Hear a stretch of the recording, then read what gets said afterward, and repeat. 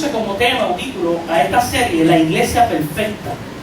Y esto ya lo había compartido en la vigilia, porque mi intención es mostrarles a ustedes que la iglesia perfecta no está sujeta a las exigencias de las personas en la tierra. Me explico.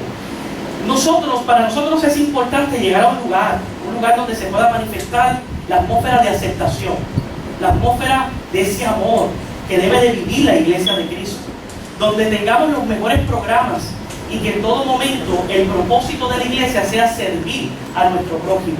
Pero en muchas de las ocasiones, la mayoría de las veces, en el marco de este mundo, en el propósito de este mundo, es mostrar una iglesia que de acuerdo a sus exigencias, demandas propias, están buscando la aparente iglesia perfecta. Me explico, personas que no se sienten, no tienen ese sentido de pertenencia. Ahorita hablaba con la hermana y me decía, pastor, pusimos en las redes sociales, voy para mi iglesia, voy para Rejoice.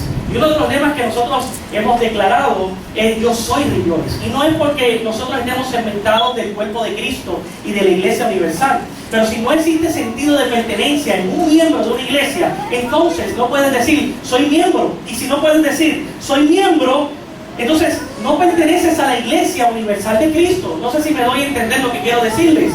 O sea, si yo no soy miembro de una iglesia local, tampoco lo soy de la iglesia universal de Jesucristo. Para yo ser parte de la iglesia universal de Jesucristo, lo primero es que tendría que ser miembro de una congregación local donde se predique y se hable la sana doctrina. Por eso se escribió en la Biblia, pero no dejen de congregarse como muchos tienen por costumbre. Porque la mayoría de estas personas, en su análisis, ellos van a la iglesia. O sea, te estoy hablando de situaciones y problemáticas que se dan en el siglo XXI. Esto es lo que yo me encuentro a diario. Estas son las expresiones de muchas personas que no crecen en la iglesia y dicen, es que en ese lugar no tenía espacio para crecimiento. En ese lugar no me saludaban. Los pastores no me saludaban. En ese lugar yo no pude experimentar la atmósfera de aceptación o de amor. Y vuelvo y repito, ciertamente la iglesia de Cristo tiene que manifestar el amor, la paz, la aceptación, que es parte de la presencia de la iglesia de Cristo en la tierra. Pero este tipo de personas, si usted escucha y analiza lo que están diciendo, pero es que ellos no me dieron a mí. Ellos no me dieron a mí. Yo no me levanté porque ellos no me dieron a mí. Y su expresión siempre va a ser, es que ellos no me dieron a mí. Entonces ellos se ven segmentados, divididos y alejados de la iglesia de Cristo. ¿Va conmigo?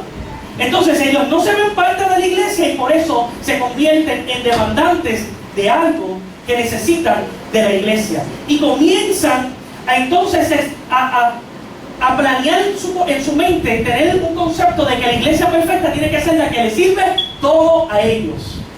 Pero eso no es real. Porque si somos parte de la iglesia, vuelvo y repito, haciendo ese paréntesis, ciertamente tenemos que experimentar todos esos sentimientos. Pero cuando esa persona que yo he escuchado me dice, pero pastor, a pesar de la persecución, a pesar de las circunstancias, a pesar yo soy miembro de esa iglesia, de esa casa, de ese cuerpo, y yo no solamente estoy pensando en recibir, sino en dar, porque pertenezco al cuerpo de Cristo, soy miembro de esa casa, soy miembro y por lo tanto tengo funcionalidad. Hay algo que no solamente voy a demandar, hay algo que yo puedo ofrecer y servir en la casa de Dios. Pero como estamos creando la idea o la imagen de lo que tiene que ser esa iglesia perfecta, sencillamente estamos buscando llenar nuestras propias demandas. Y nos vamos a ir dando cuenta en el libro de Apocalipsis que la iglesia perfecta no es la que demanda una persona en particular, que está brincando de iglesia en iglesia. Vamos a ver que la iglesia perfecta y la iglesia santa es la que demanda el dueño de la iglesia, Jesucristo. Nosotros somos su novia. Y aunque podemos escuchar quizás el consejo, pastor, nos gustaría que pudiera cantar este tipo de música y esos detalles que son importantes, por supuesto que lo son. Nosotros, nuestra esencia está en escuchar las exigencias de nuestro Señor Jesucristo. Entonces nos presentaremos como la iglesia perfecta, la iglesia santa del Señor, y delante de los hombres, entonces ellos serán atraídos, porque no seremos más de lo que hay afuera. Yo sé que esto va a sonar muy prepotente, no seremos más de lo que hay afuera. porque afuera la gente se está moldando a la exigencia del sistema del mundo. Pero vuelvo y repito, la iglesia de Cristo no puede ser moldeada a las exigencias del mundo, sino a la demanda de Cristo, porque Cristo conoce cuál es la necesidad del hombre para que entonces el hombre pueda ser libertado y restaurado. Amén. Gloria a Dios. La mayoría de los que estamos aquí posiblemente podemos decir: pastor, yo no fui libertado y salvado en un lugar donde se predicó o se trajo las mejores canciones o las canciones que eran de moda.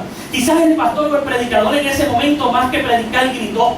Más que traer un sermón expositivo, lo que hizo fue simplemente decir: Cristo ama a la humanidad. Y ese mensaje de poder, y no justifico el hecho de que no vayamos evolucionando en excelencia, claro que no, pero quiero que vea la esencia que había. Y en ese mismo instante que se predicaba: Cristo puede romper tus cadenas, Cristo puede salvarte. Y aunque se cantaban los sonidos que se cantaban, estaba la presencia del Espíritu Santo.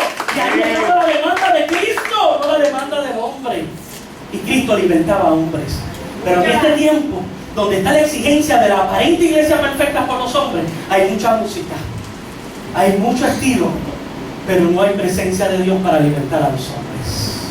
No hay presencia de Dios para predicar, aunque no sea la posición más popular, ¿verdad?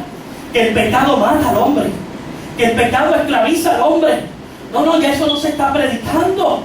Entonces estamos entreteniendo a la gente y no podemos entretener a la gente. Tenemos que entonces escuchar la demanda de Cristo y entender que es más importante hacer caso a la voz de Dios, porque veremos los resultados en aquellos que pensaban que en una iglesia fashion recibiríamos la liberación del Señor. ¿Cuántos están conmigo? Pero yo digo, la iglesia fashion está bien, pero si no hay esencia, seremos como címbalos que retiene, que resuena, no hay nada.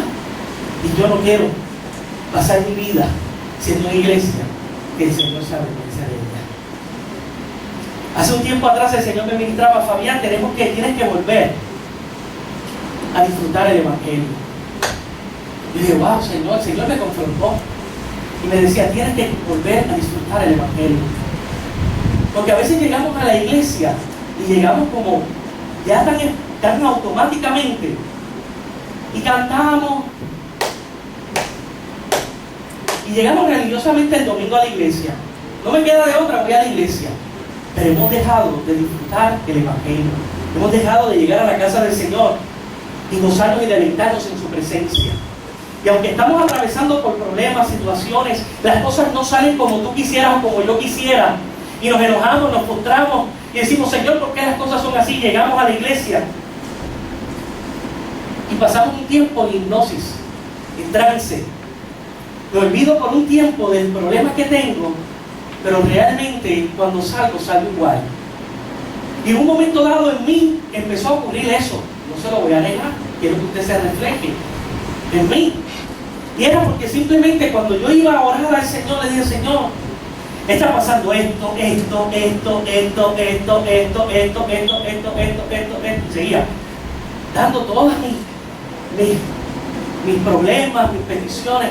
El Señor me confrontó: deja eso, no estás disfrutando la buena noticia, no estás disfrutando el Evangelio. Cuando el Señor me confronta con eso, yo digo: wow, es verdad. Entonces las preocupaciones de lo que es venir a la iglesia se acaban y se terminan. Simplemente llego a la casa del Señor para poder disfrutar de su presencia. Y aunque esté atravesado por problemas, ahora entonces tiene sentido la palabra que está siendo enseñada y predicada, porque entonces la recibo con amor. No me gustó esa parte, me dolió, donde el pastor o la pastora comenzó a hablar de esa área, porque en esa área es que yo tengo miles de conflictos, pero tienes que disfrutar el Evangelio, porque en eso consiste la palabra del Señor. Que el Señor pueda hacer una buena obra, que Él la llevará a su perfección, la completará, para entonces mostrarnos cómo somos el pueblo santo, el pueblo perfecto de Dios. Y en este tiempo se puede ser santo. En este tiempo se puede ser perfecto delante de Dios y delante de los hombres. Dígale que está a su lado: se puede ser santo para Dios. Se puede ser santo para Dios. Pastor, ¿cómo te va a decir eso? Se puede ser santo entre tanto mercadeo, publicidad de pornografía. Se puede ser santo y perfecto delante de Dios cuando constantemente no puedo controlar mis impulsos, mis corajes, cuando de repente voy allá, poniendo un ejemplo sencillo, ¿verdad? Voy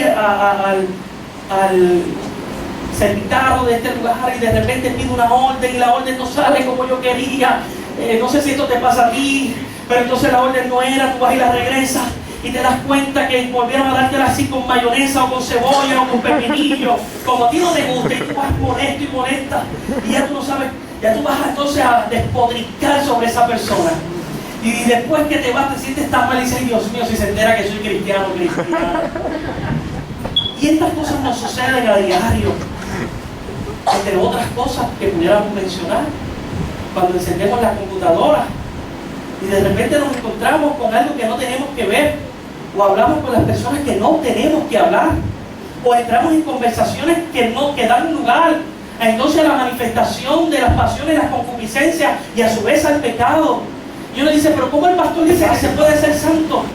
Pero fíjense que esta iglesia de Éfeso, lo primero que Dios le dice: tienes excelente conocimiento, has guardado la sana doctrina, pero has caído en algo, has perdido tu primer amor. Diga conmigo, primer amor. Primer amor. Usted de los que anota debe de anotar el primer amor. ¿Cómo, Señor, hemos perdido el primer amor? ¿Y cómo nosotros podemos recibir de nuevo o podemos entrar en la dimensión del primer amor? Si ves la solución que Cristo le da a la iglesia de Éfeso, le dice: haz las que. Haz que. Vaya conmigo. No me diga que usted tiene la Biblia cerrada. No. Vaya conmigo a Apocalipsis capítulo 2.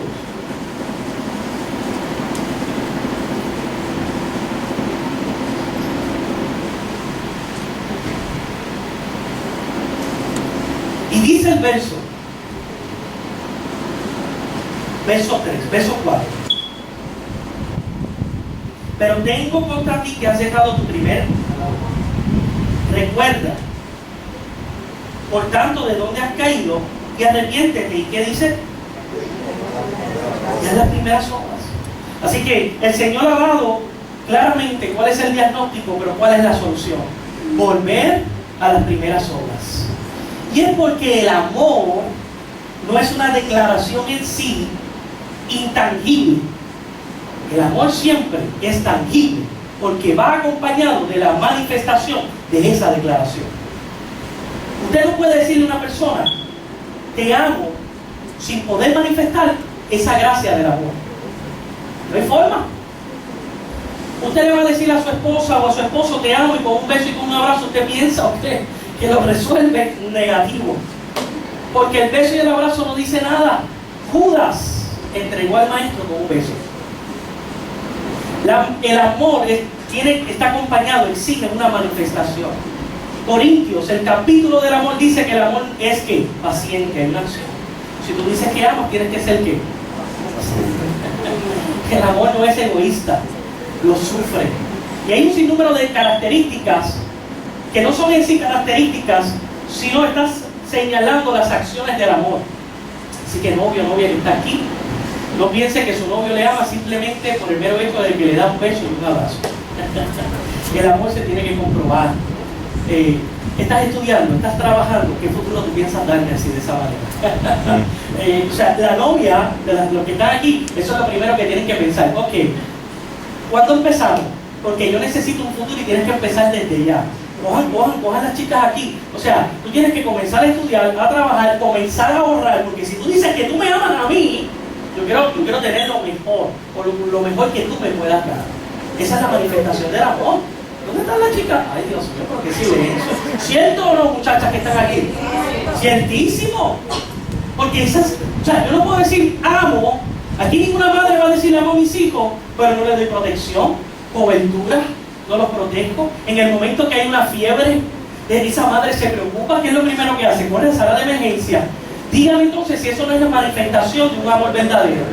Entonces Dios, escuche esto, Dios nos dijo a todos nosotros: yo te amo por locura, yo te amo profunda y apasionadamente. Y lo ves en el libro del Evangelio de San Juan, que dice, de tal, ¿quién sabe ese texto? Ese versículo.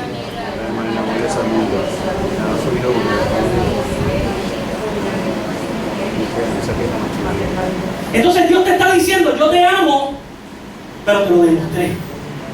Te enseño mi amor. De tal manera es mi amor que me entregué por ti. La pregunta es: llegamos a la iglesia religiosamente, ¿Qué manifestación de amor le estamos dando a Dios?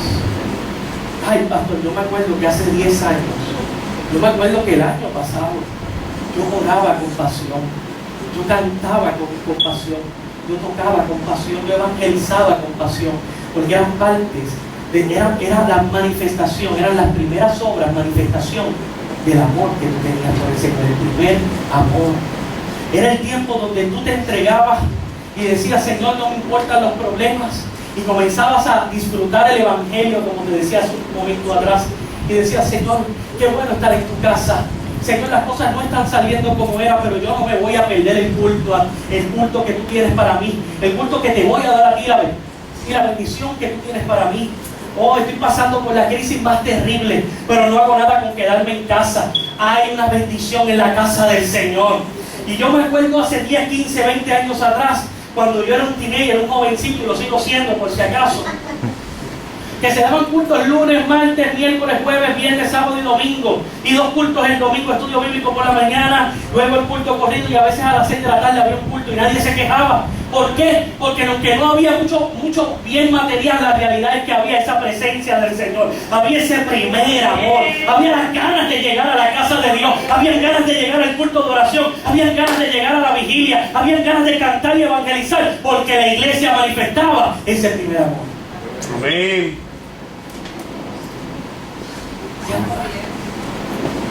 Y ahora, y el Señor nos dice, tienes que volver a tu primer amor, olvídate de las exigencias del mundo y comienza a ser un modelo, comienza a practicar lo que es la manifestación del amor que debes tener en tu corazón para cumplir lo que dice el Señor.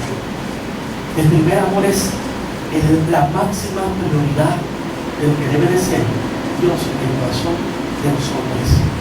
No el segundo, no el tercero, no el cuarto, porque eso muestra la realidad de nuestra redención, muestra nuestra realidad espiritual y dónde estamos parados, en qué nivel espiritual nos encontramos.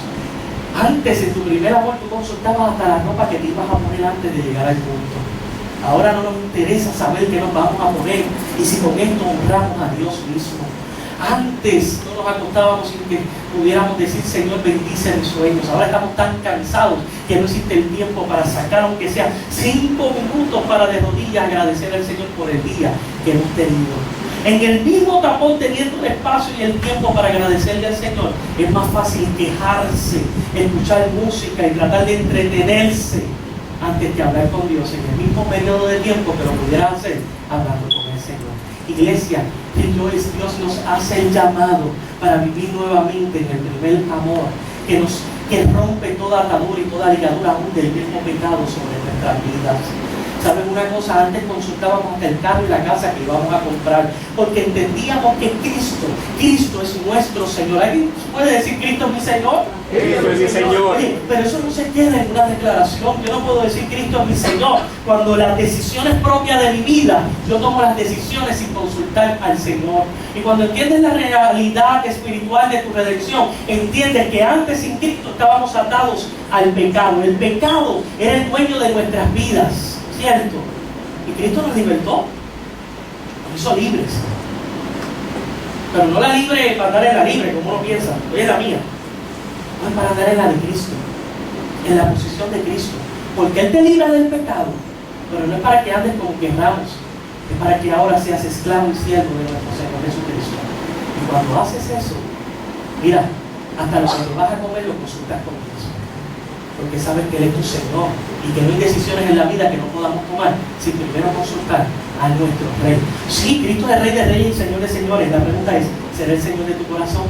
¿Será el Señor de nuestro corazón? ¿Será el Rey de nuestra propia vida, donde consultamos cada cosa que nos suceda en el diario vivir? Eso, mi amado, es el primer amor. ¿Cuántos dicen amén? Amén. Cuando se manifiesta el primer amor, créame que se manifiesta la fidelidad, que es algo que ya he ido describiendo, pero no he dicho la palabra. Pero la realidad es que cuando amamos a Dios, manifestamos la fidelidad del Señor. Esmirna, voy a Esmirna ahora y voy a hablar de la fidelidad. Se dice la historia, escuche esto, que había un pastor, un obispo llamado Policarpo en la iglesia de Esmirna.